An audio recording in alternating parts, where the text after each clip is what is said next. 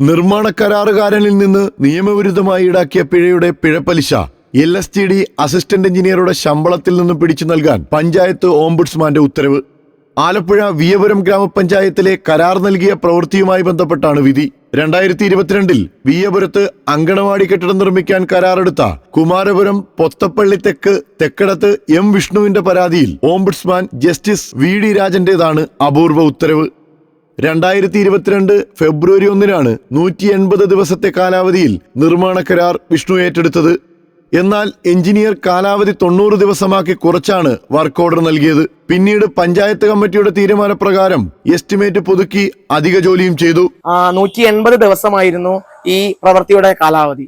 ആ 180 ദിവസത്തെ കാലാവധിക്കുള്ളിൽ തന്നെ ഈ പദ്ധതി വളരെ കൃത്യമായിട്ട് തന്നെ ഞാൻ പൂർത്തീകരിച്ചതാണ്. എന്നാൽ അതിന്റെ ഫൈനൽ ബില്ല് വന്നപ്പോൾ എൻ്റെ അക്കൗണ്ടിൽ നിന്നും ഒരു 12,000 രൂപ അന്യായമായി അതിന്റെ നിർവഹണ ഉദ്യോഗസ്ഥ അസിസ്റ്റന്റ് എഞ്ചിനീയർ പിടിച്ചതായിട്ട് എൻ്റെ ശ്രദ്ധയിൽപ്പെട്ടു.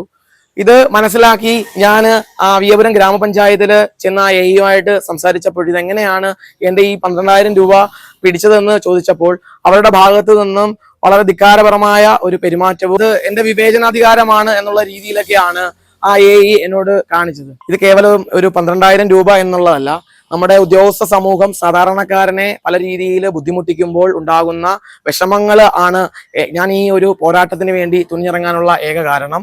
ഉദ്യോഗസ്ഥ വിഭാഗം ഇതൊരു ഓർമ്മപ്പെടുത്തലായി കാണണമെന്ന് മാത്രമാണ് എനിക്ക് ഈ അവസരത്തിൽ പറയാനുള്ളത്. പഞ്ചായത്ത് നീട്ടി നൽകിയ സമയത്തിനുള്ളിൽ ജോലി പൂർത്തിയാക്കിയിട്ടും കാലവിളംബമുണ്ടായെന്ന് കാട്ടി 12,000 രൂപ പിഴയായി പിടിച്ച് ബാക്കി തുകയാണ് കരാറുകാരന് നൽകിയത്. എന്നാൽ ഗ്രാമപഞ്ചായത്തിന്റെ ആഭ്യന്തര പരിശോധനയിൽ പിഴ ഈടാക്കിയത് നിയമവിരുദ്ധമാണെന്ന് കണ്ടെത്തി. തുടർന്ന് തദ്ദേശ വകുപ്പ് ജോയിന്റ് ഡയറക്ടറുടെ നിർദ്ദേശപ്രകാരം 22 മാസത്തിന് ശേഷം പഞ്ചായത്ത് പിഴത്തുക വിഷ്ണുവിന് മടക്കിക്കൊടുത്തു.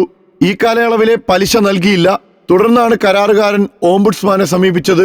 അക്കാലത്ത് വിയപുരം പഞ്ചായത്തിലെ LSTD അസിസ്റ്റന്റ് എഞ്ചിനീയർ ആയിരുന്ന സജിന സെയ്ദിന്റെ ശമ്പളത്തിൽ നിന്ന് 30 ദിവസത്തിനകം തുക ഈടാക്കി കരാറുകാരന് കൈമാറാൻ ട്രഷറി ഡയറക്ടർക്കാണ് ഓംബുഡ്സ്മാന്റെ നിർദ്ദേശം നൽകിയത്. News bureau.